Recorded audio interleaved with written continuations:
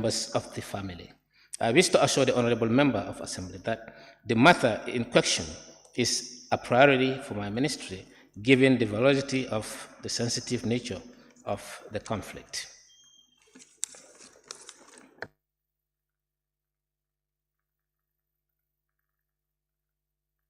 Thank you very much, Honourable Minister. I must thank you, as you stated, that it is the prior commitment of your ministry to resolve the matter amicably. However, you stated the reasons pertaining to the dismissal. Did you do any investigation to establish the facts surrounding the complaint you received against the Alcalo?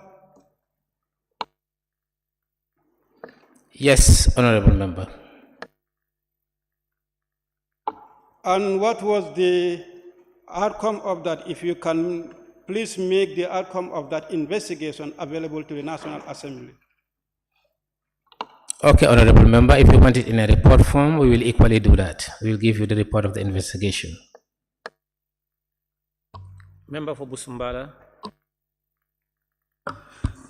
Thank you, Honourable Speaker. Honourable Minister, in your response, you did make mention of the Alcalo's inability to perform his function. Can we know some of this inability, if any? Because you did make mention of it. Honourable Member, some of these will come in the report. I have a reservation that if you want to explain some of those items, it may be the expositioning of some of the ailments of an individual which is private and personal. Can I observe? No.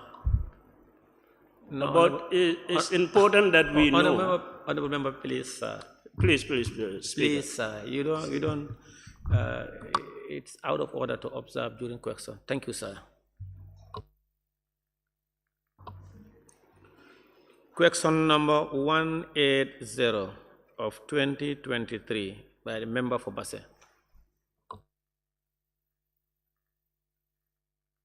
He's out. Yeah, he's not in.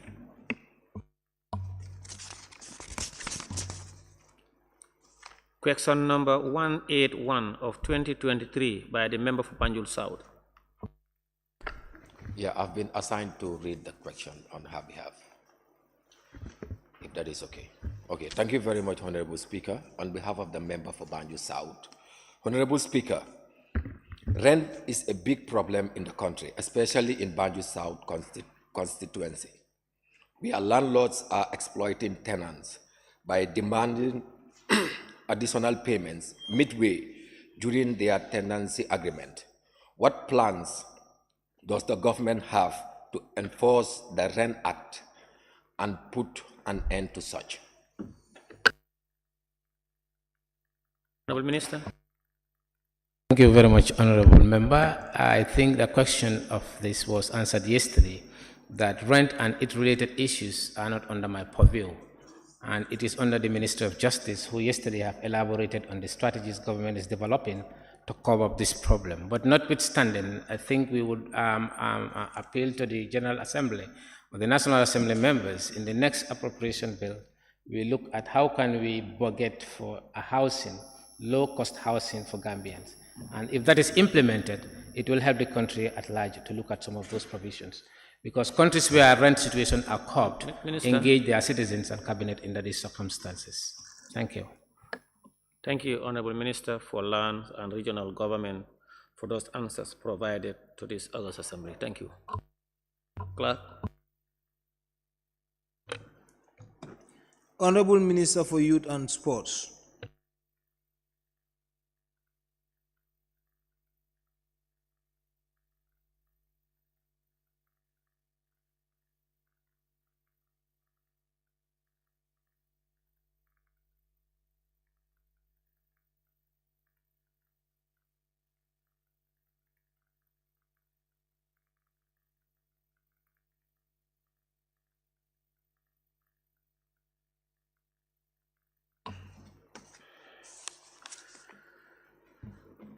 Thank you.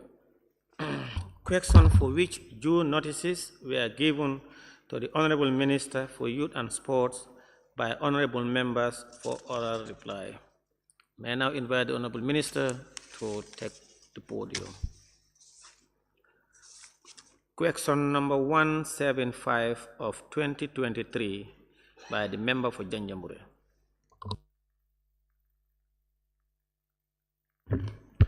Thank you very much, Honorable Speaker, and thank you very much, Honorable Minister.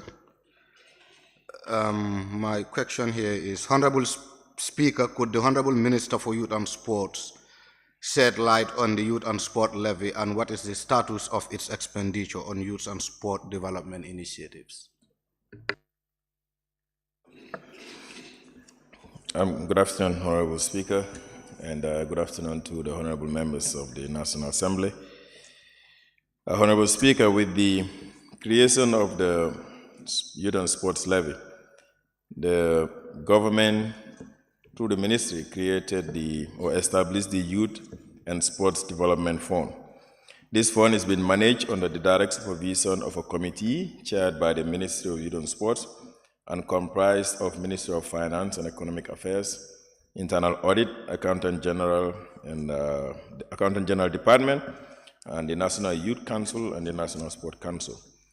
The sum of $146,152,509 has so far been reported by the Ministry of Finance, who have been collected by the Gambia Revenue Authority from the GSM telecom operators, mainly Africell and QCell.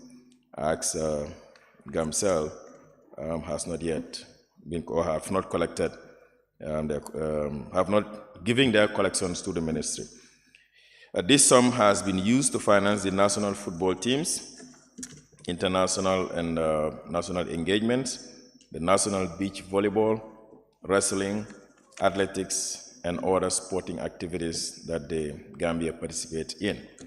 Additionally, this funds is what is being used for the construction of the 7 football fields, or mini stadiums as they are called, which includes Kafuta, Buyam in the West Coast region, Kiang, Julafar in LRR, Fulabantang and Janjambure in CRR, and Diabugu in the URR. Similarly, the Youth Revolving Loan Scheme that was launched by the ministry in January 2021 is being funded through the same levy, and that includes the youth grant that the National Enterprise Development Initiative gave. The ministry also funds some of our capacity building programs, including activities that are done by youth service agencies and support to other youth and sporting organizations. This is because the budgetary allocation that is given to us as per our regular funds is very minimal and in most times unable to cater for most of the needs of the youth and the sports sector.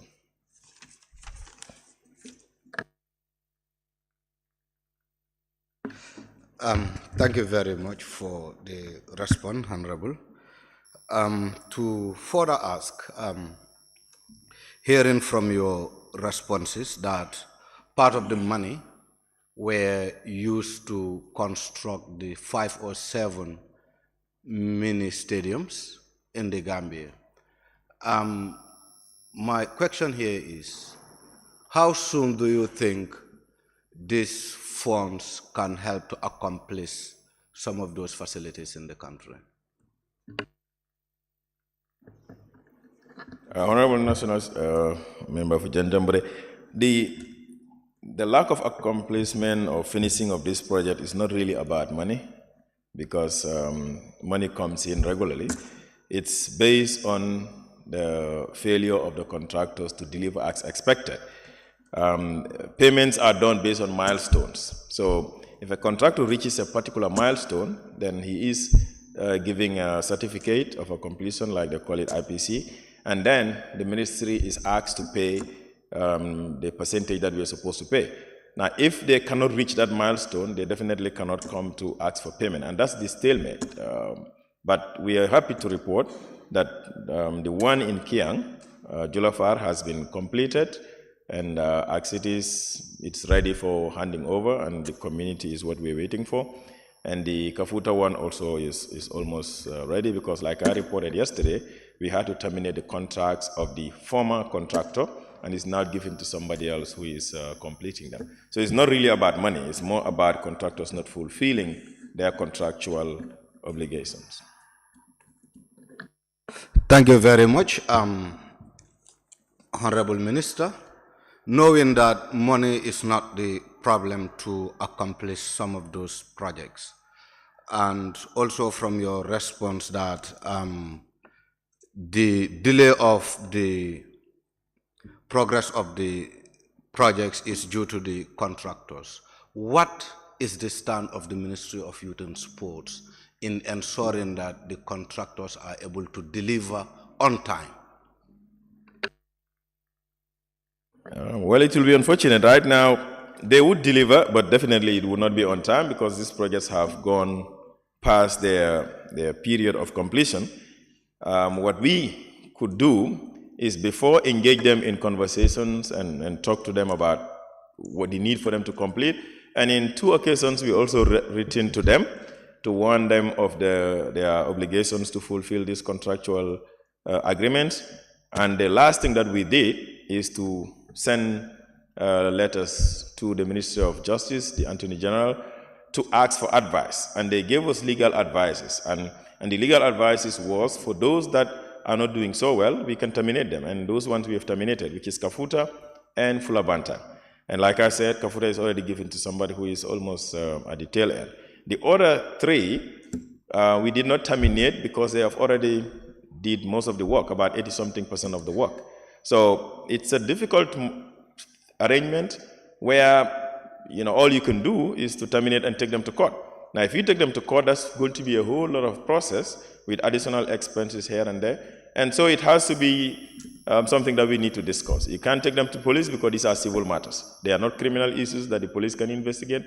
And at one time, I personally engaged the police, and they advised that they cannot interfere in a civil matter. So all you can do is either terminate and go to court and try to recover your money while you complete the job, or just continue to negotiate with them and then do the work as we are doing right now.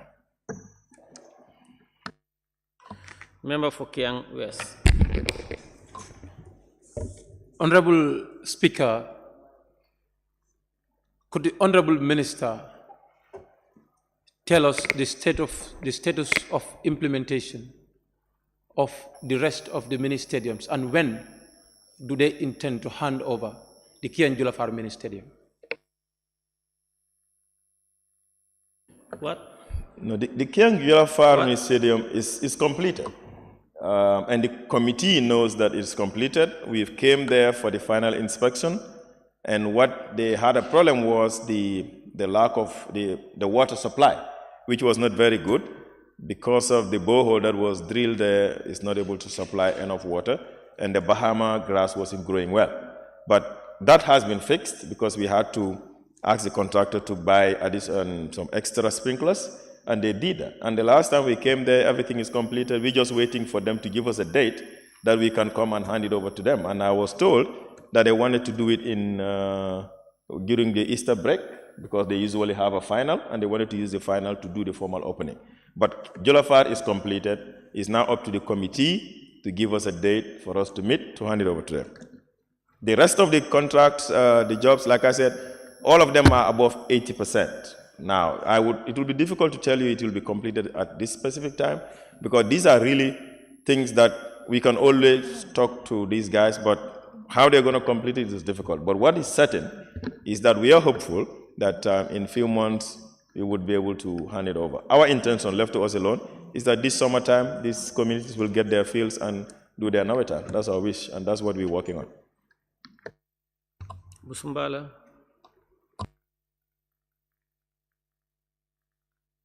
Thank you very much, Honorable Speaker. Honorable Minister, in your response to this particular question, you did mention that the first contractual agreement between the ministry and that of the contractors was breached, because they did not complete during the stipulated time. So what happened then? What action did you take as a ministry?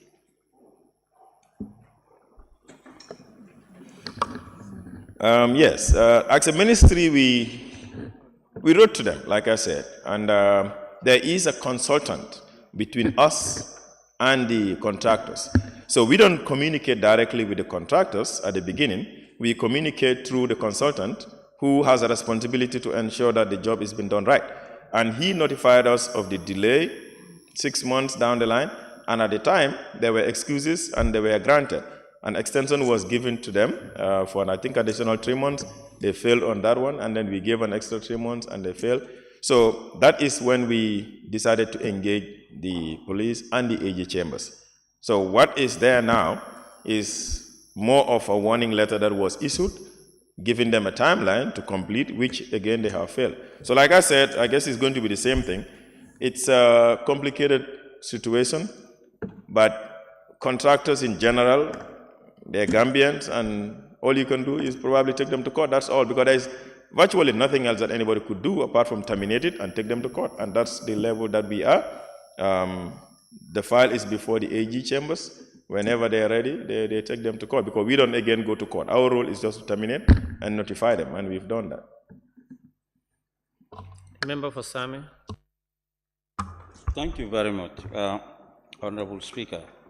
Honourable Minister, if I may get you well, you mentioned that GAMCEL did not do their contribution. Why? Why is it that they don't contribute?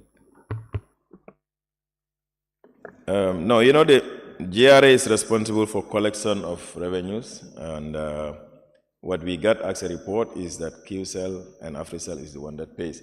Now, why GAMCEL is not paying, it's difficult, but I think, not official, but of course we all know that GAMCEL has been struggling to even keep up their own operations. So I want to believe that's the reason. It's not an excuse, it shouldn't be, because this has nothing to do with their expenses, but they have not been collecting, and GRA has been following up with them to see how best they can give us their collection, but it has not happened.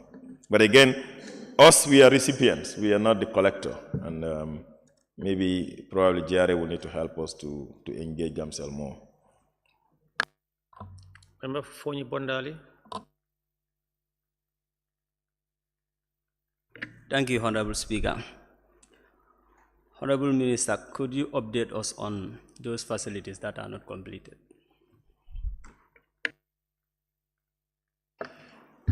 The ones that are incomplete is, as of today, Kafuta, Buyam, and Sandu in URR, and then Janjambure. The other two, like I said, are terminated. Kiang is completed. So we can safely say 4 are ongoing but incomplete. 2 is terminated, and 1 is completed. Member for Brikama North and Minority Leader. Thank you very much, Honourable Speaker. Honourable Minister, can you provide to this August Assembly later a comprehensive report on how this fund had been disbursed to the relevant youth and sport entities that you mentioned earlier on? Yes, we can do that. I mean, to tell you the truth, most of these funds actually goes into football, because like I said here yesterday, if you look at the Ministry of Youth and Sports budget from A to Z, you did not see anywhere where we have a budget line provided to finance our national team's participation in all these things that you're hearing. In AFCON, under 20 or whatever, the senior team, we don't have any budget line. So majority of these funds actually went into financing the last qualifier rounds of AFCON and the participation in AFCON and the current qualifier rounds of AFCON and the under 20 in Egypt and recently in Argentina, when it comes to football. Volleyball is the same thing. Participation of our national volleyball teams are mostly funded from the levy, including the athletics. So, but we can give you a comprehensive report, but just to show that a higher percentage of that goes into our footballing activities. But we will do that. The PS is here and we'll take note and we'll provide it to you.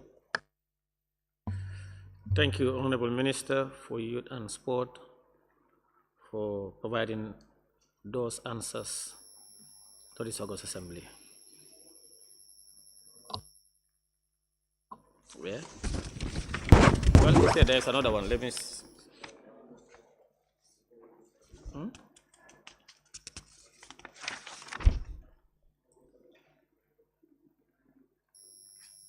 Oh, yes, there's another one.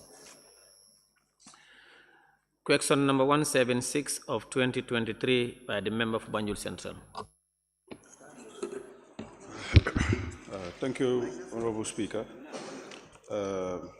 Honourable Speaker, considering the cross-cutting issues and the need of youth in the country, would the Honourable Minister for Youth and Sports inform this August Assembly if the government would consider splitting the youth and sports affairs into separate ministries to improve its viability?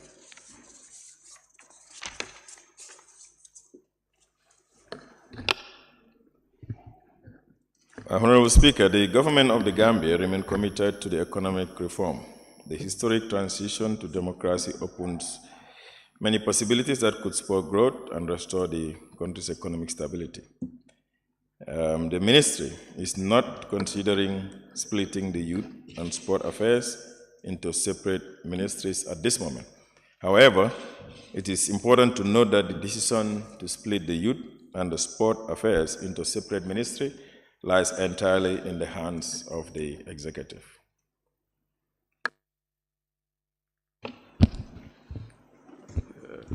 Thank you, Honourable Minister, for providing that answer. Just to give it a context, because youth issues are cross-cutting, and you would see that the issue of deportation, issue of drug and substance abuse, among other things, then you have the other aspect of sports. And as we are, Gambia is really faring very well in sports. And we know you made mention of it here. Honourable. No, I'm just giving it a context. Yeah, please, So, let me Honourable confirm. Speaker, yeah. Honourable, please, take you. Yeah. So, Please. okay. Honourable member, you know, supplementary, you just asked supplementary. And your question is to split the two. He said he cannot. Yeah, you have the right to another supplementary, but not make statement. Please, sir, go ahead. The question is to split the two. He said that it's not under his remit. But I have supplementary questions. Go ahead. So, Honourable Minister, I would like to know, pertaining to my question and the upcoming youth bill, is there a possibility, if there is a youth consensus and a dialogue in terms of my proposed question, is there any way possible that this can come to reality? What? Honourable member, what? Honourable, your question was for him to split the two ministries, and he said it's not under his powers. You are not the minister. I'm asking the minister. No, because your question is, you said youth dialogue. That's what I don't understand. Can you please repeat your question? Honourable Minister, did you get my question? Please repeat your question, Honourable member. I don't understand if I'm speaking to the minister or the speaker. No, I'm addressing the speaker, but the question is for the minister. Honourable member, please address me. I've not had your question. Your substantive question is to split the two ministries, and he said it's not under his powers. He cannot do that. What is your supplementary question to that question? Honourable Minister, have had your answer perfectly fine. My question is, if there is a consensus among the young people through a youth dialogue, is there a possibility this thing can be put through and channeled for your consideration? Thank you.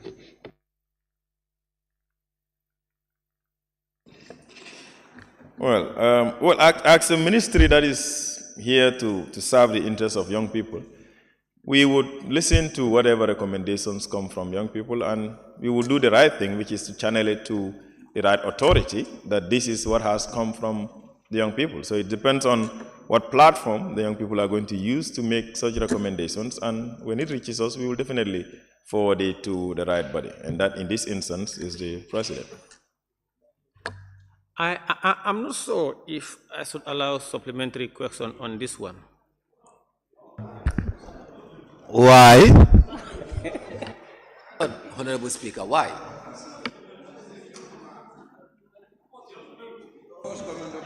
Honourable Speaker, this youth matters. Please stay out of it, please. And to be honest, You are old. You are old. You are 45. Then, Honourable Member for Banjul Central. It is a warning from young people, actually. It's a youth matter. Therefore, the old people should not ask supplementary question. I saw someone raising his stack.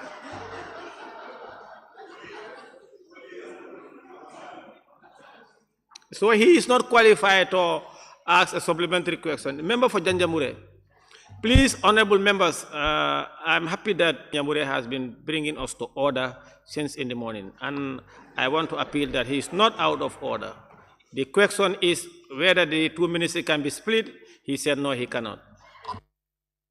Honorable Speaker, don't mind. I wouldn't go out of order. I'll be indeed very precise. Honorable Minister, you did mention that from your response that it is not under your control or the control of the Ministry of Youth and Sports to split these two sectors, that is the youth sector and the sports sector. But again, I just want to ask if you were not privileged to any resolution made by the young people of this country in order to split the youth and sport ministry to be separated. Thank you. No, Honorable National Assembly Member, no, I have not come across any resolution from anywhere that recommends or makes a recommendation or suggests to the executive to split the two. I've not seen it before. The member for Kiang West. Honorable Minister, in your response, you've indicated that that is in the hands of the executives. Who is that executive and who is the key sporting advisor to the executive as far as sporting matters and youth matters are concerned?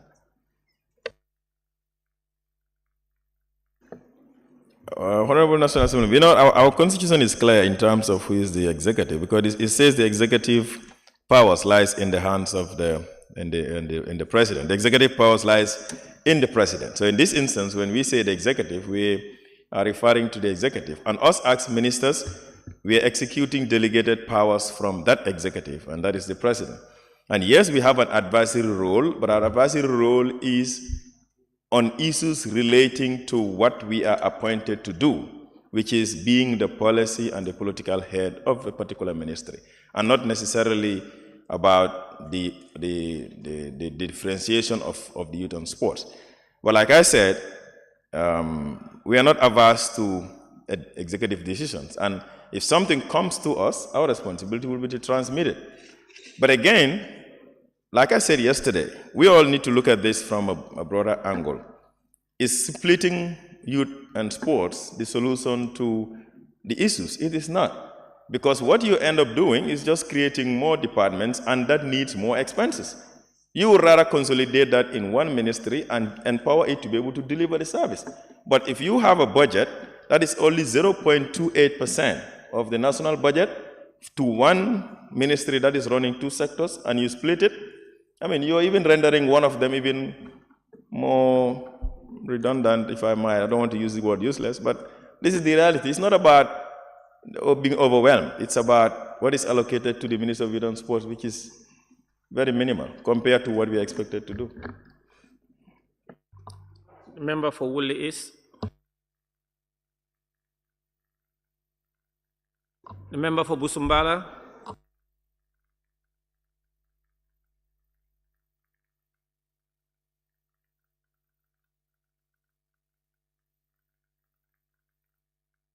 Member for Busumbala, please. Thank you very much, Honorable Speaker. Honorable Minister. Honorable Member for Busumbala, there is point of order from the member for Kiang West. Who? Yes, read it. Please read it.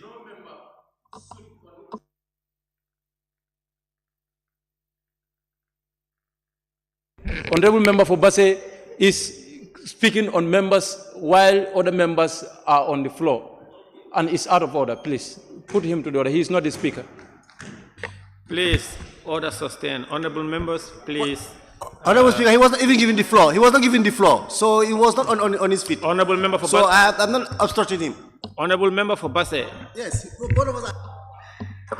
Honorable Member for Basse, please don't behave like that. You're out of order. Please. Member for Busumbala. Thank you, Honorable Speaker, for putting the member for Basse in order. You know. Okay. Honorable Speaker, Honorable Minister, you've been a minister for that particular ministry. You must know that the funds that has been allocated to that ministry, even though they are small, but the two sectors, one is at disadvantage. Can you tell us which sector, either the youth or the sport, which one is at disadvantage under your ministry? No, Honorable Member, no, out. You are out of order.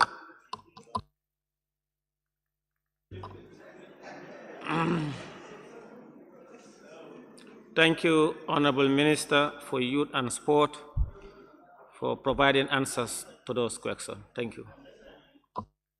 Clerk. Honourable Minister for Agriculture. Thank you. Honorable Minister for Agriculture, you may take the podium.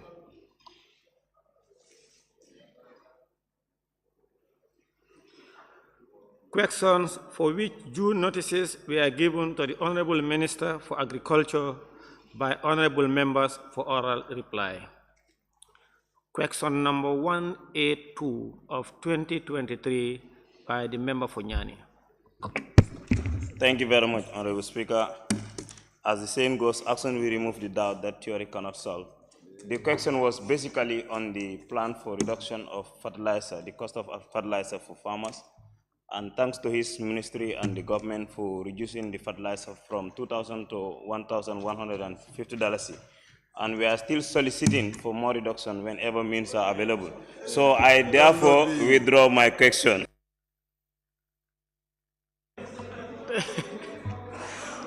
Thank you very much, honorable member. Question number 183 of 2023 by the member for Fonyi Bintang Karanai. Honorable Speaker, thank you so very much. I humbly withdraw willingly.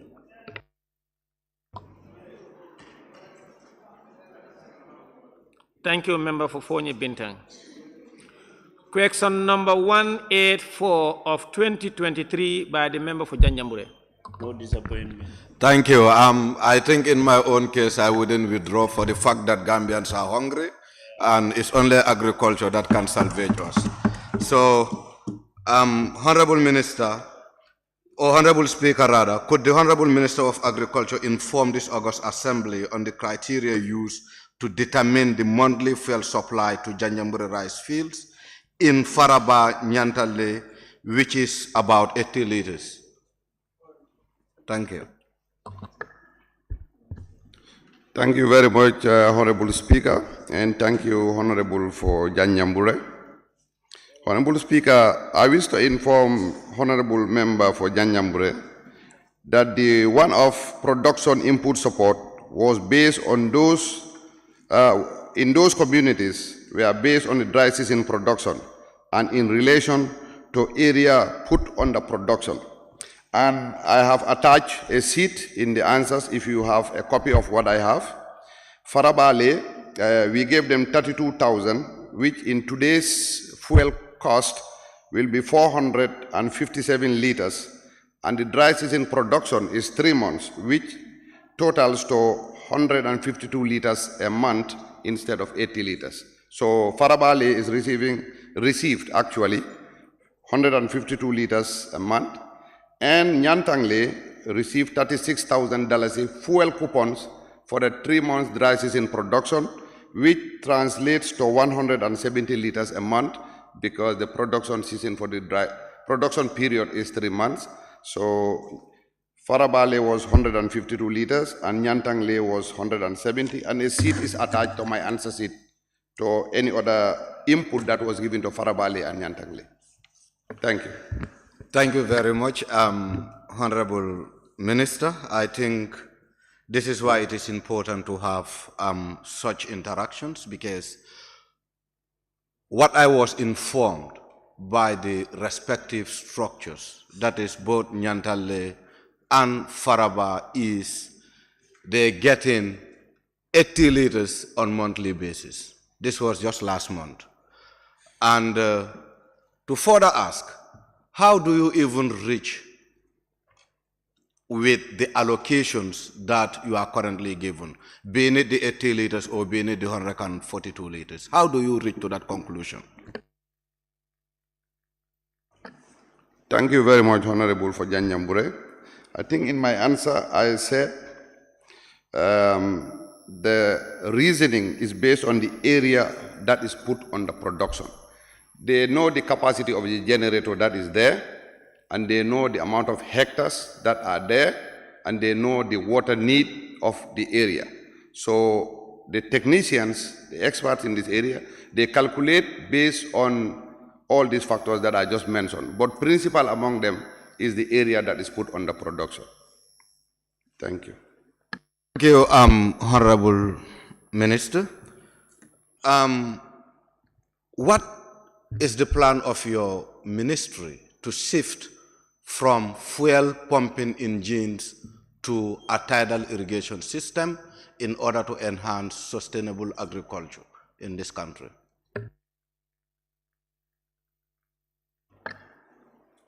Thank you very much, Honorable for Janjambure. I think tidal irrigation, as you may call it, has its own challenges because still with tidal irrigation, you are not in control of the water supply. So as a result, our mid and long term is irrigation based on solar system.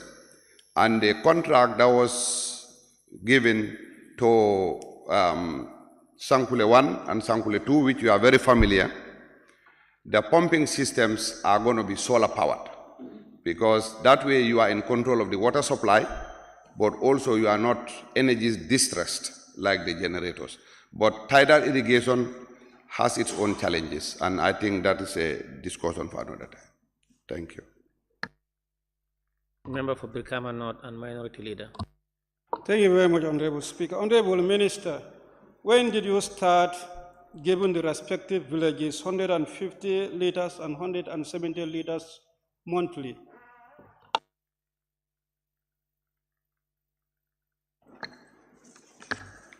Thank you very much, Honorable, for Brikama North. I think I said in my answer, this is a one-off production input support. They give this thing in one bulk, and this was given sometime in early May. Yes. Thank you. Thank you. Honorable members, at this point, I will suspend the assembly for 30 seconds.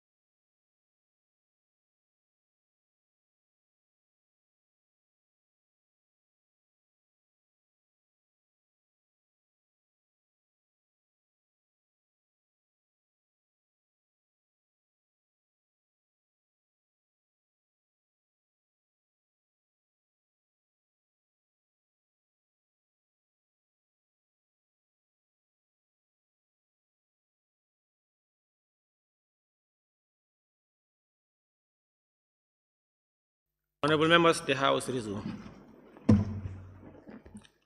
Any other supplementary question? Question number 185 of 2023 by the member for Janjambure.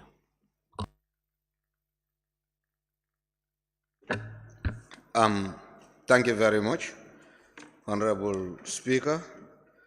Could the Honorable Minister for Agriculture inform this August Assembly about the agro-youth grant allocation for rural youth farmers under the Roots project? Thank you very much, Honorable Speaker, and thank you, Honorable for Janjambure. Honorable Speaker, I would like to inform the Honorable Member for Janjambure that the first round of the youth matching grant of the Roots project is at its completion stage, with most of the youth receiving the equipment they requested, while training of the beneficiary in business management, entrepreneurship, and bookkeeping was completed only last week. The 39 youth who received support are as follows: 11 in agricultural transport service, 5 agro dealer shops, 14 in agro-food processing, 8 in mechanized agriculture services, and 1 in ICT. In terms of geographical distribution, 12 were from North Bank, 11 from the CRR, 7 from LRR, 5 from the West Coast, and 4 from the URR. In all, 15 female and 22 male and 2 youth group benefited. The next round of the youth matching grant will be launched on the 19th of this month and is expected to benefit 100 additional youth. This means by the end of the year, the project would have achieved 58% of its overall target of 240 beneficiaries. Thank you. Thank you very much. Honorable Minister, you did mention in your response that over 39 young people benefited from the Roots Margin grant. Can you kindly inform this August Assembly how much was allocated per beneficiary with regards to the grant? Thank you very much, Honorable Speaker and Honorable Member for Janjambure. I would crave your indulgence to allow us to get these details from the project to be able to give you specifically how much each individual benefited from the youth matching grant. As of now, we don't have those figures offhand, and I think I will be happy to supply that from the projects. Thank you. Honorable Minister, just to contrast it with a promotional material that is circulating on social media through your ministry. That is to say, for the margin grant, $450,000 was given to these beneficiaries as individual beneficiaries. I want to find out if the figures are correct or not, more especially with what you have circulated on social media. Thank you. Honorable Member, you should not quote from the media or social media special things that you cannot substantiate.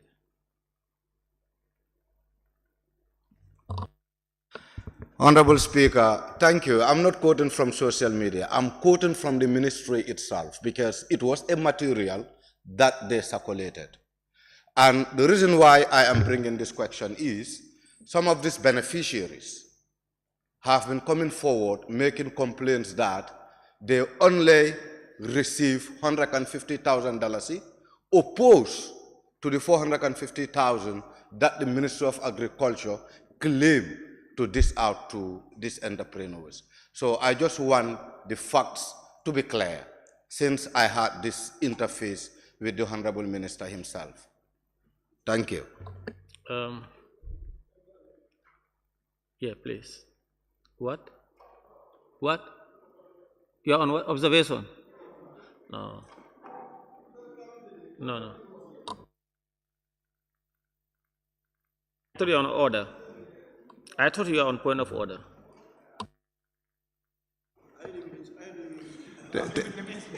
Thank you, Honourable. Minister, wait.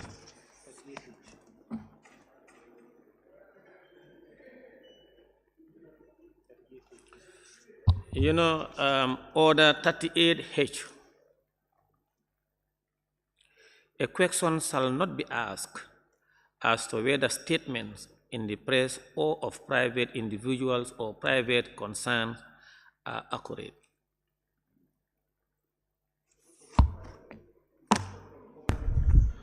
I can reframe it. No.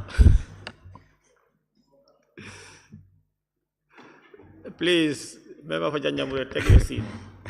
Please, member for Janjamure, take your seat. Thank you. Order supplementary. Question number 186 of 2023 by the member for Kiang West.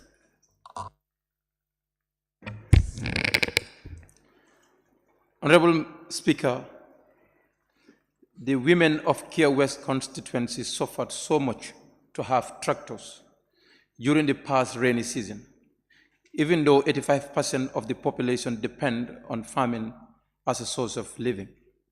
Could the Honourable Minister for Agriculture inform this August Assembly the possibilities of giving at least 2 tractors to these women of this constituency for the coming farming season? Thank you so much. Thank you very much, Honourable Speaker, and thank you, Honourable Member for Kiang West. Honourable Speaker, I would like to inform the Honourable Member for Kiang West that there is already a tractor at Karantaba, which is in Kiang West at the Mixed Farming Center. And to give it a context, there are 30 tractors owned currently by the Ministry of Agriculture. And if the ministry is operating 30 tractors and we have 39 agricultural districts, that means Kiang West has benefited above average. So currently there are 5 tractors in LRR compared to other areas, 1 in Karantaba, Jinoy, Soma, Jasong, and Quinala. Of course, we are fully aware of the tractor challenges. As a ministry, we are working on the procurement of extra tractors, but in the meantime, the 30 tractors that are available under the supervision of the Department of Engineering of the Department of Agriculture are evenly distributed. And Kiang West getting 1 on average, given that we have 39 districts, I think is a reasonable distribution. However, we are aware of the challenge and we will work towards ameliorating their agricultural challenges. Thank you. Honourable Minister, how was this tractor handed over and who is currently managing the tractor? Thank you very much, Honourable Kiang West. Like I said earlier, the tractor is handed at the Karantaba Mixed Farming Center, and the Mixed Farming Center is under the Department of Agriculture. So the operator of the tractor resides at the Karantaba Mixed Farming Center, and that's where farmers will solicit help, paying per hectare. There's a standardized fees per hectare, and it is the same fee nationwide. And I think the farmers in the Kiang West knows the process. It's been the same since 2021. And yeah, that's pretty much what I have for that tractor. Thank you.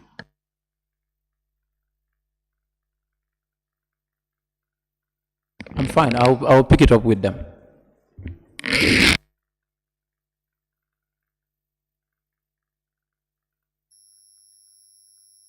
Member for Combo South. Thank you very much, Honourable Speaker. Honourable Minister, who manages the funds for the operations of these tractors, the amounts that are paid by the various farmers in the regions?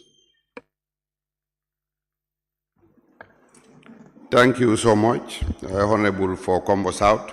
There's a special account for mechanization, and this account is managed by the Permanent Secretary and the technician, that is the Director of Engineering, Those two for sure, I know for sure. If there is any other third person, I cannot say for sure. But if need for me to give you specifics as to who is managing it, I'll be happy to supply you. But I know the tractor operation itself is administered and managed by the Director of Engineering. Thank you.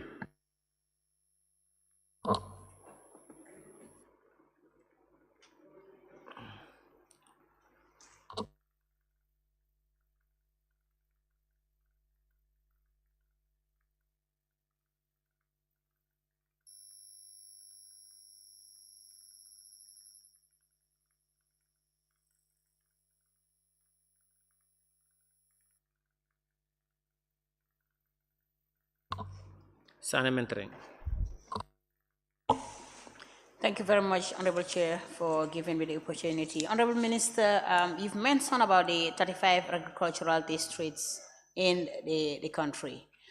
Is my constituency, Sanimentering, part of the 35 districts? If no, what is the qualification to be part of the 35 districts as you mentioned? Thank you. Thank you very much, Honorable, for Sanimentering. Actually, I said 39, and yes, Sanimentering is an agricultural area because that part of the combo, we in fact have a whole director called Director for Urban Agriculture. And that person supervises the Sukuta Garden, and Sukuta and the environs is an agricultural zone. Thank you. Brikama North and Minority Leader. Thank you very much, Honorable Speaker. Honorable Minister, other than Sanimentering, which other district in West Coast are among the 39 districts that benefited from these tractors?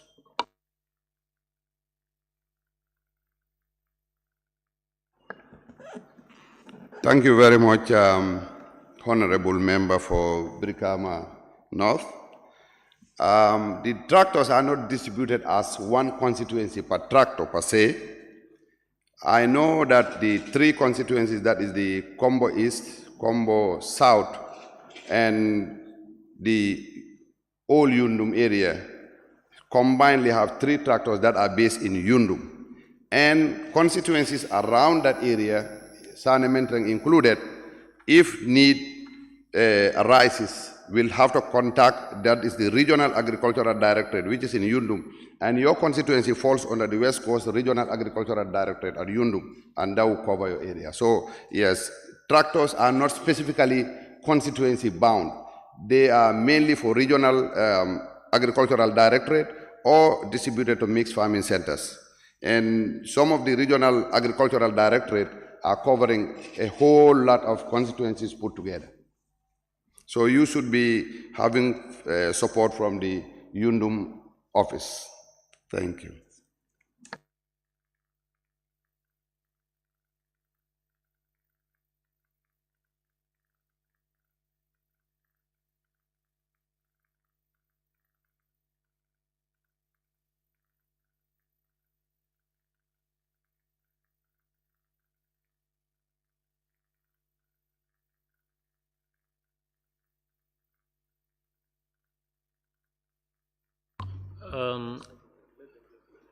At this time, we realize that the members in the chambers are less than the required number. So I will ask the Honourable Minister to sit down while the table office will ring the bell. Table office, can you ring the bell, please?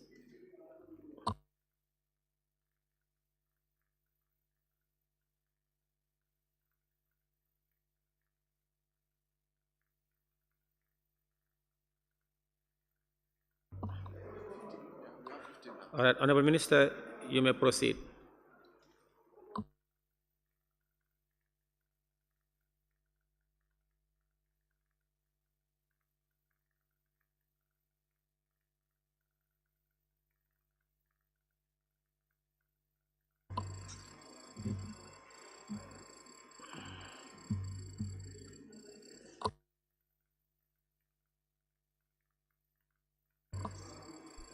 Member for Woolly East.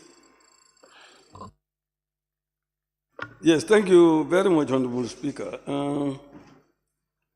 Honourable Minister, the the tractors are not necessarily for constituencies.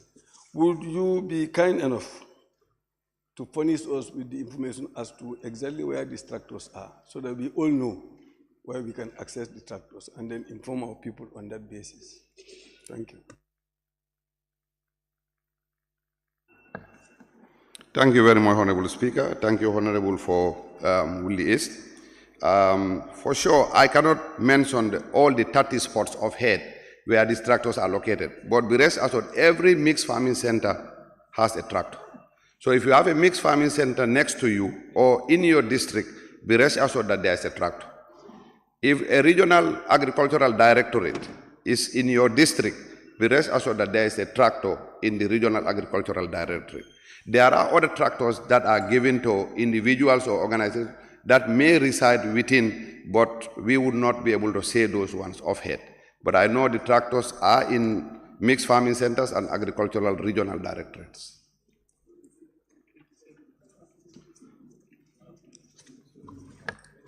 No, Honourable Member for Woodley, please. No. Huh? No. What? Can you please use your mic? Please use your mic.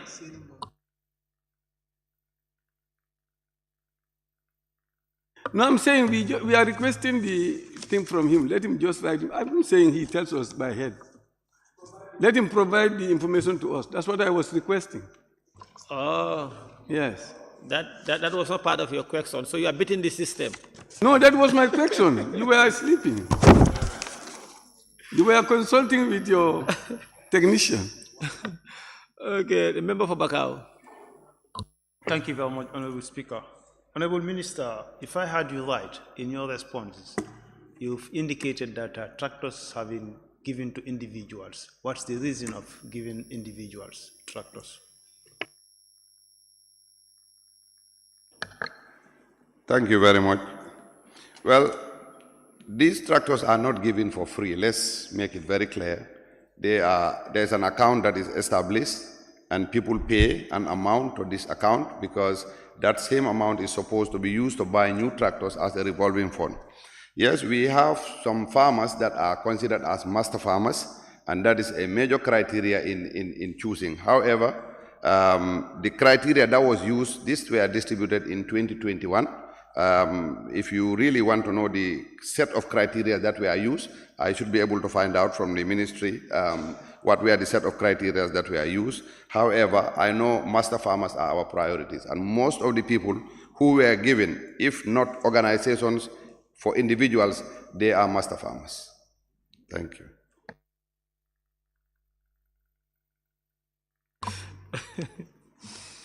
Thank you.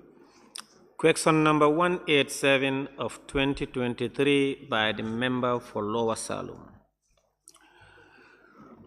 Question number 188 of 2023 by member for Combo South.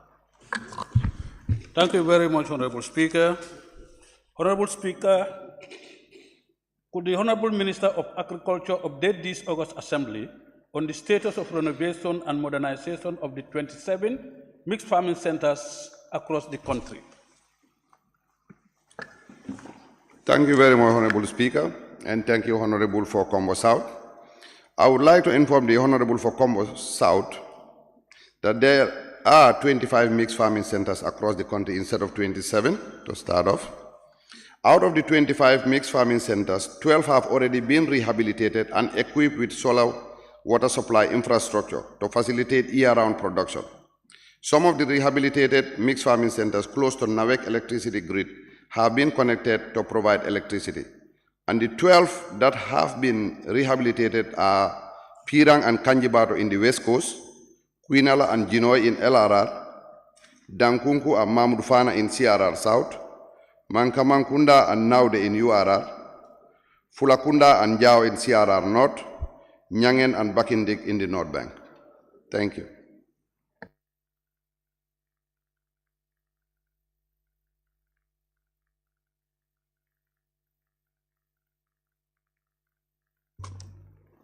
Please go ahead. Yeah, thank you very much. Honorable Minister, the Jambanjel Mixed Farming Center was supposed to be renovated since 2021. What is happening to that? Why is it not being done? Farming Center is in Combo South.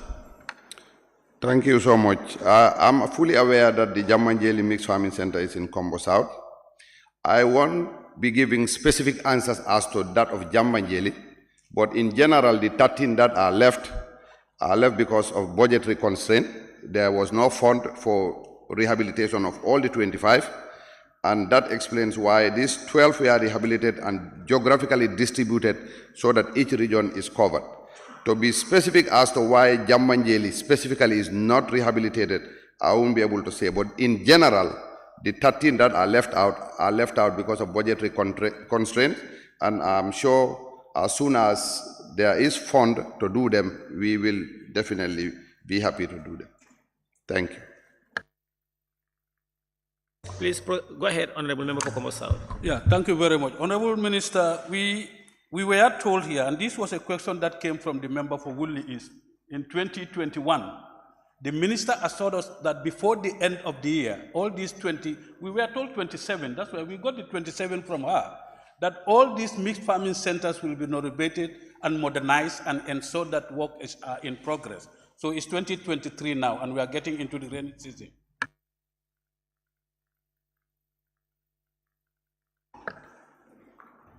Thank you, Honorable. I quite agree with you. There's serious need to rehabilitate the mixed farming centers. But like I said, I can pretty much assure you that it has something to do with funding and not anything to do with selective rehabilitation or anything to do with incompetence. It is purely a financial challenge issue, and I think we will work together in the coming budget to have it fully covered, and then they will be rehabilitated. Thank you. Member for Sane Mentoring. Thank you once again, Honorable Speaker. Honorable Minister, you've talked about the financial constraints for the renovations of the mixed centers in Jambanjeli and all others that you mentioned. What brought you to that financial constraint? Was it not included in the previous budget prior to the last budget that we've just approved at the National Assembly? Thank you.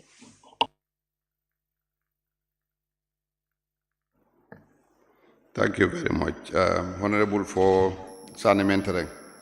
I think I will still stick to that answer that it is a financial constraint. Whether it was included in the budget or not, I will have to check from our accounts and also get detailed answers for you if need be. But I can pretty much assure you, if it were covered in the budget, there would be very little explanation why the ministry will do 12 and leave the other 13 had it been covered.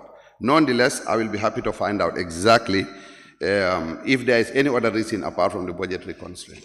But as far as I know, it is a financial issue. Thank you. Thank you. Member for Woodley East. Thank you very much, Honorable Speaker. Honorable Speaker, can the minister make findings regarding the mixed farming centers that are not renovated and the regions that do not also have mixed farming centers, so that make efforts to ensure that they also have mixed farming centers if it is necessary there?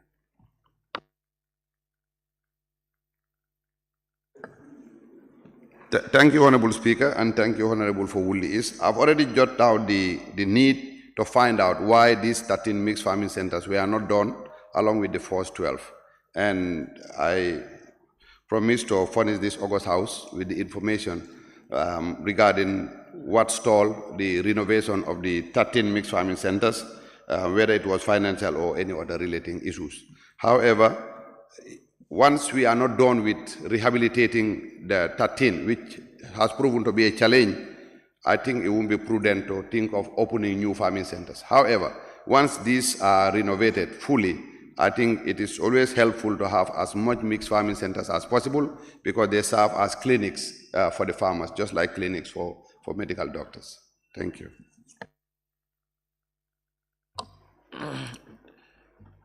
The member for Sami, why are you putting your mic on? Thank you. I have not given you the floor. You say Sami. You are no. You are not on my list today. We are bad neighbors, not like those two good neighbors. Member for Brikama North and Minority Leader. Thank you very much, Honourable Minister. You've provided the names of the 12 centers that were renovated. It will be of interest to know the names of the 13 centers that are not renovated.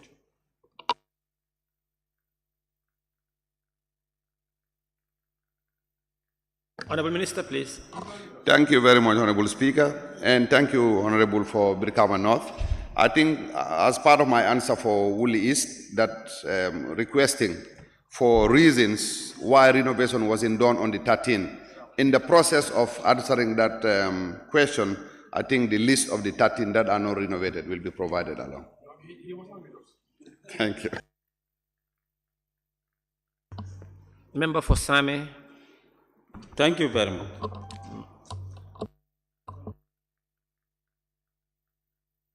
Okay, thank you, Honorable Speaker. Honorable Minister, you told us that 12 mixed farming centers have been renovated and left with 13. Can we know the status of those 13 that are not renovated?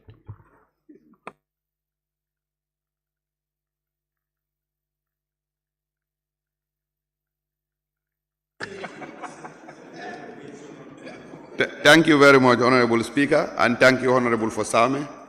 I think their state is they require renovation. Thank you. Member for Brikama South. Thank you. Honourable Minister, how was the selection for the 12 that are already renovated? How was the selection done and the remaining 13? Thank you, Honourable Speaker, and thank you, Honourable for Brikama South. I think earlier in my deliberations, I said they were done to represent equally geographically distributed in all the regions.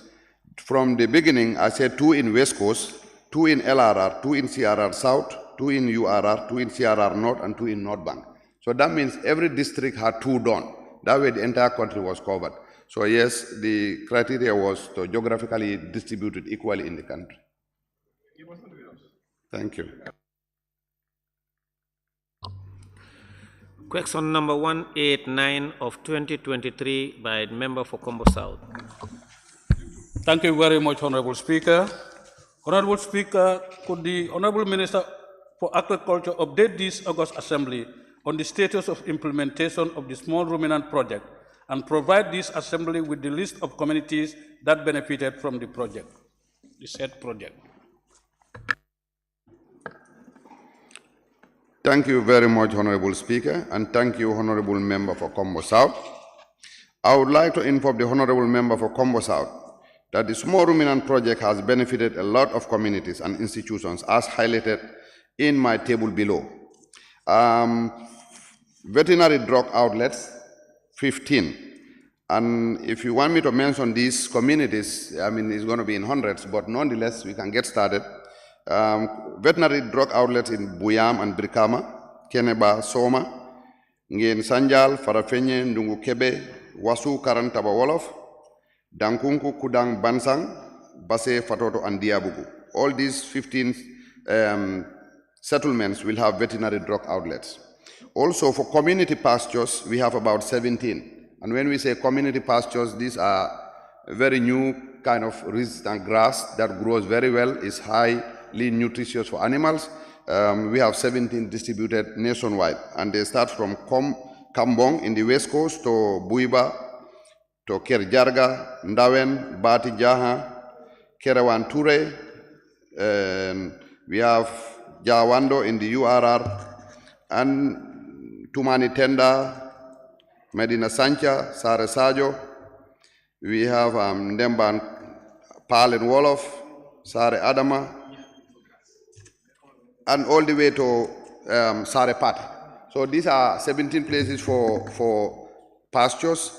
We have animal drinking points also from the project. We have about 15 solar-powered animal drinking points. In the West Coast, we have one in Sintet and one in Kili. And we have one in LRR, is Sare Sajo, Medina Sancha, and Bui Basano. And then in North Bank is Bambali, Dibakunda, Palen Wolof, Balingo. And in CRR North, we have it in Ranir Wolof, Jimbala, Ndawen, and Njalal Samba. And in CRR South, we have it in Sokunda, Sare Yeutu, and Sare Fali.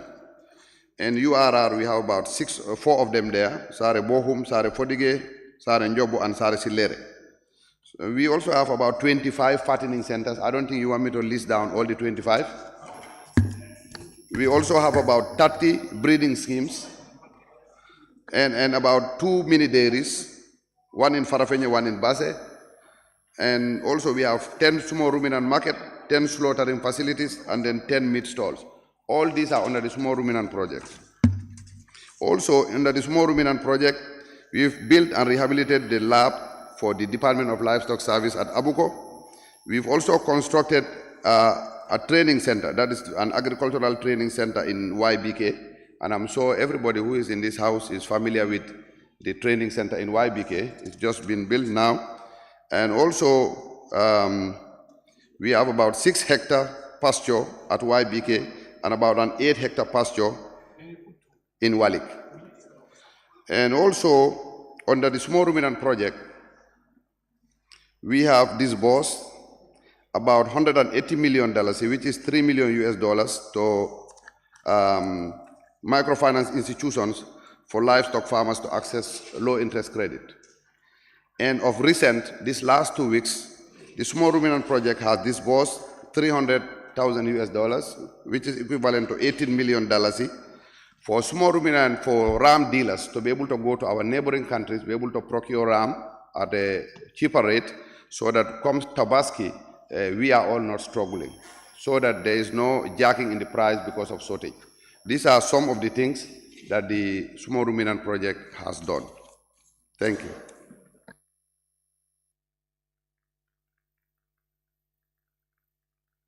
Honourable Member for Combo South. Yes, thank you very much, Honourable Minister. Honourable Minister, it was brought to our notice here that the issue of use of the facilities at YBK by the PIU unit is causing a lot of setback for the operationalization of the programs at YBK. Is that resolved now?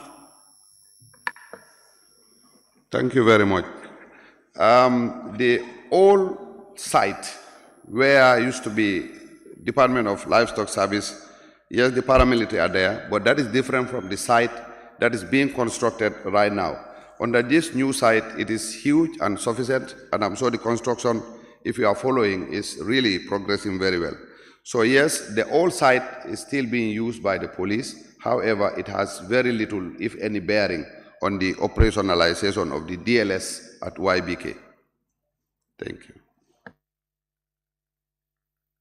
Honourable Member for Combo South. You are fine. Member for Kiang West.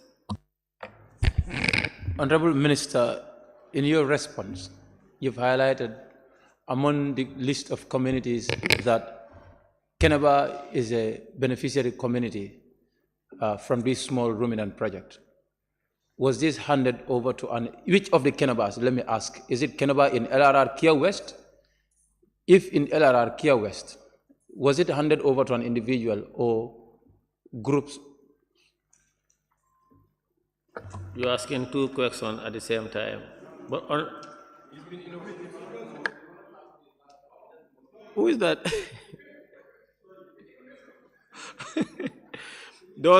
That innovation emanated from the minority and majority leaders. Honourable Minister, please provide answers. Thank you very much, Honourable Speaker, and thank you, Honourable, for Kiang West. What is being built in Kiang West is obviously to an individual, that is a veterinary drug outlet. And this will have to be run by a trained personnel. Our DLS insists that these things are made available in communities and strategically located. But a drug outlet cannot be handed over to an untrained person or a community in general. So the modalities as to who is going to operate it will be worked out later, but naturally a drug outlet will have to be run by a livestock assistant and then from livestock assistant and higher. Thank you. Member for Woolly East. Thank you very much, Honourable Speaker. Honourable Speaker, I have the same problem. You've mentioned Sarbohum, but during this period, I've made my own findings, but there was no such project in Sarbohum. Can you or your office please make some findings to know what happened to the one that is IMAC for Sarbohum in Woolly East, please? Thank you very much, Honourable Speaker, and thank you, Honourable Woolly East. I have personally been to Sarbohum myself, and I can 100% guarantee you that there is a water drinking point. What happened is they dug the borehole. The contract was executed in such a way that the people who were contracted to do the digging and seal the hole were different from the people who will come and install the tanks. These tanks have arrived, and the one that is being installed in Sare Silere, I even spoke with them last week. I got a call from somebody in the village, expressing happiness. So I want to assure you that yes, there is a borehole in Sarebohum. It's a matter of the tank being installed. And I just asked the project director for Sumo Ruminant, and he has assured me fully well that by the end of this month, all the tanks would have been put up by now. But that was, they've started from Sare Silere coming all the way down, and I can assure you that there is a borehole. Yes, thank you. Honourable Member for Woolly is the Sare Bohum, the popular Sare Bohum that you hear this traditional musician called?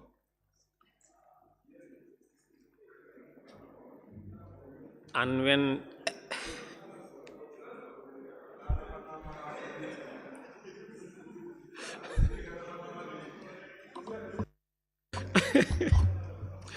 thank you very much. The member for Same. Thank you very much, Honourable Speaker. Honourable Minister, the small ruminant projects that you talk about, Raneru, I don't know whether you have ever visited there. Is the drinking points completed?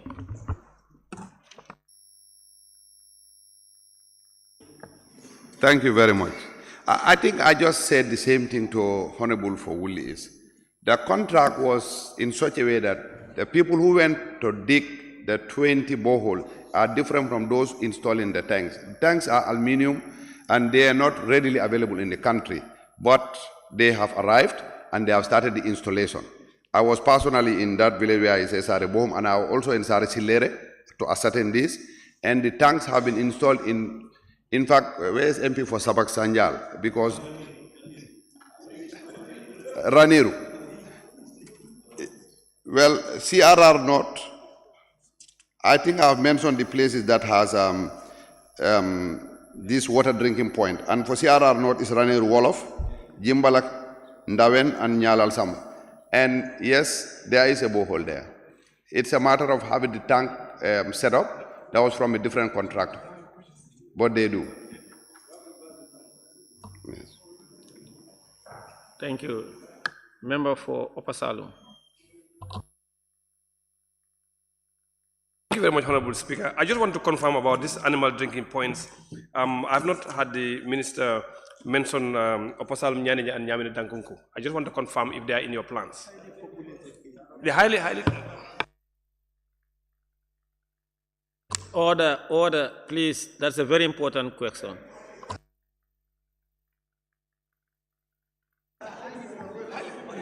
Thank you, Honourable Speaker. Matter of fact, I think I did not hear the question, maybe because of distraction. If you don't mind, please. No, I'm saying that, when you were listing the animal drinking points in many places, particularly in Sierra North, I didn't hear you say anything about Opasalum, Nyanija, and across Nyamine Dankunku.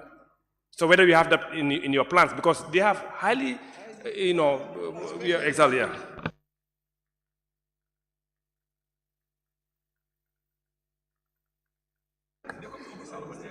Thank you very much. Yes, I concur with you that there is a lot of animal population in CRR North. However, CRR North, out of 20, CRR North has benefited 4. And I think that should be sufficient in terms of geographical distribution. West Coast has 2, LRR has 3, CRR North Bank has 4, and CRR North 4, CRR South 3, and URR 4. That explains how the 20 was distributed. So I think geographically you have been catered for. However, given the animal population, the small ruminant project is very likely to go into a second phase, and we will give priority to highly populated animal zones. And that CRR North is one of them. But in the meantime, these are the 4 settlements that are identified. So note us down for the top priority. Yeah. Honourable Minister, you should definitely take into account and note down the importance of CRR North. Honourable Speaker, point of order. Honourable Speaker, point of order. There is point of order from the member for Kiang West. You are taking part. Honourable Speaker should not take part in the debate. And you are taking part in the debate right now. There is no and debate. not even in the debate. You are asking a question, following up question, as a facilitator. So that's out of order. No, I'm just confirming and or adding Jimbo and Maginokos to what the members are saying. As the minority and leader and member for Brikama North indicated yesterday. Member for Nyamina Dankunku. Member for Talinding Kunjang. Yes, thank you, Honourable Speaker. Honourable Minister, I want to understand the component of the project. You've highlighted about the drinking centers and the drug disbursement centers. Is that all there is about the project? Are there any component that gives support to farmers, either cash or to buy animal ruminants or give them in form of assets? Thank you. Thank you very much, Honourable Speaker, and thank you, Honourable, for Talinding. Yes, I think I mentioned one, that is, from January to now, the small ruminant project has disbursed $900,000 to the microfinance institution. And one of these microfinance institutions is the Gambia Teachers Union, Islamic Cooperative Credit Union, and the other one is Supersonic. And this $900,000 equivalent to about $55 or so million each, is for farmers, livestock farmers, regardless of location, can go and access these very low interest loans to be able to procure ruminants for breeding or fattening.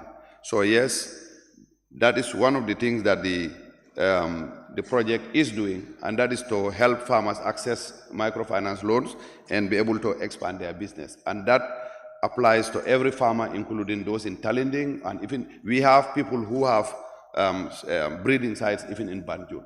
So yes, they can access it. And like I said, in the last 2 weeks, they've disbursed about 18.6 million to this microfinance institution purely for breeders and dealers to be able to access loans so that they can go and buy more rams so that our Tobaski is taken care of.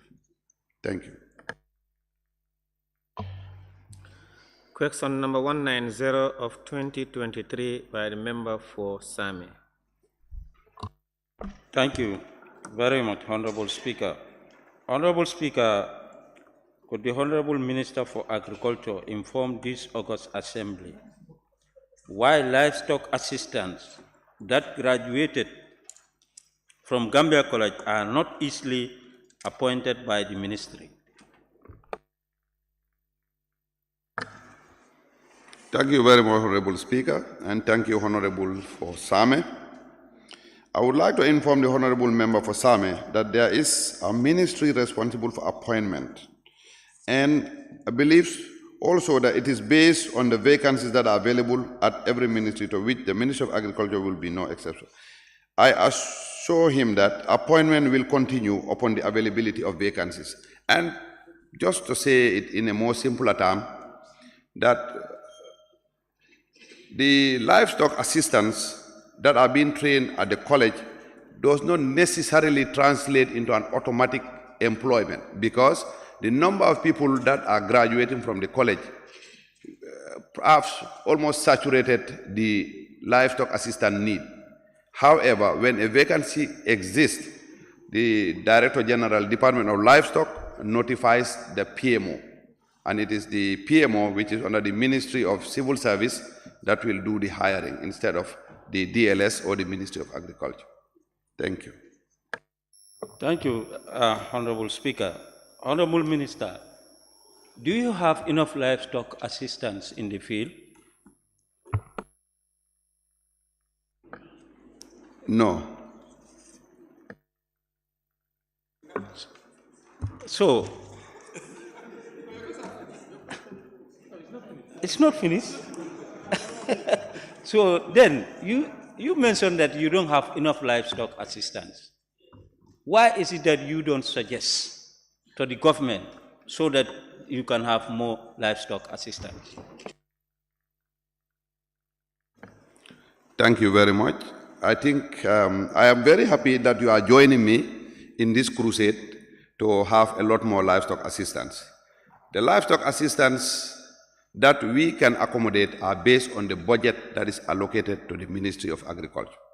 And because of the budget, we can only operate like the earlier speaker here said, either the policy of your means or the means of your policy. So the budget that is allocated to the DLS is not capable of hiring a lot more livestock assistance. So I will be happy that you have recognized this as the August body and will join me in helping to fund more livestock assistance. Thank you. Member for Sani Mentoring. Thank you. Finally, for today, Honourable Speaker. Honourable Minister, for this livestock assistance, what is the lowest qualification in terms of appointing them at your office? Thank you. Honourable Speaker, I will crave your indulgence for Honourable Member for Sani Mentoring to either repeat her question for clarity or rephrase. I don't understand what she's asking.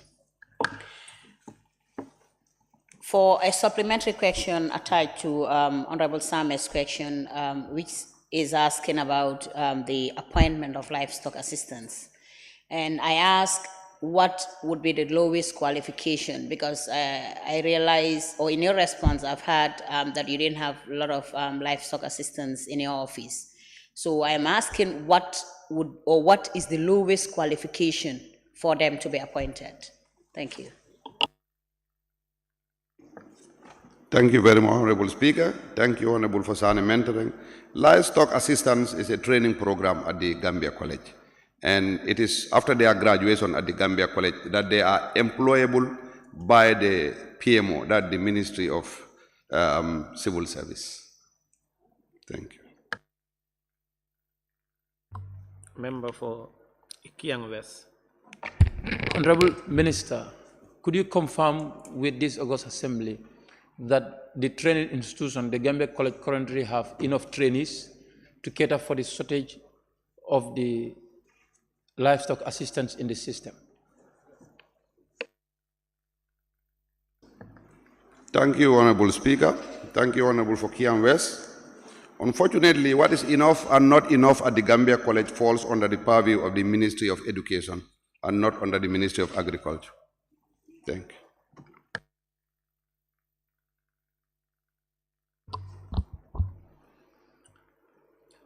Thank you very much, Honourable Minister for Agriculture.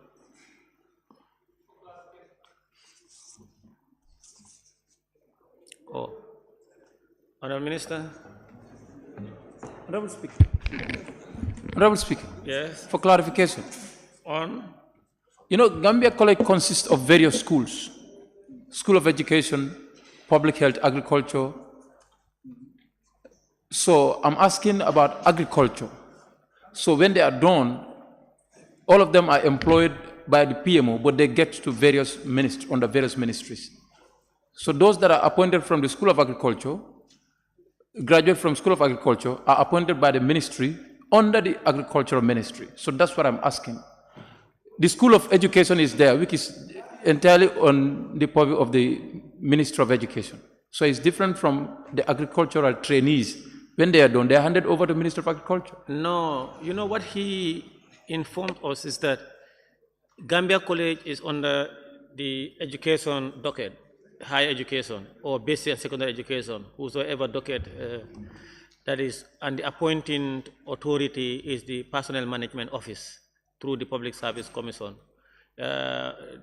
Studying agriculture or livestock doesn't mean you that school belongs to the agriculture for now, but the Gambia College is under the docket of education, whether higher or basic and secondary. That's what he is saying.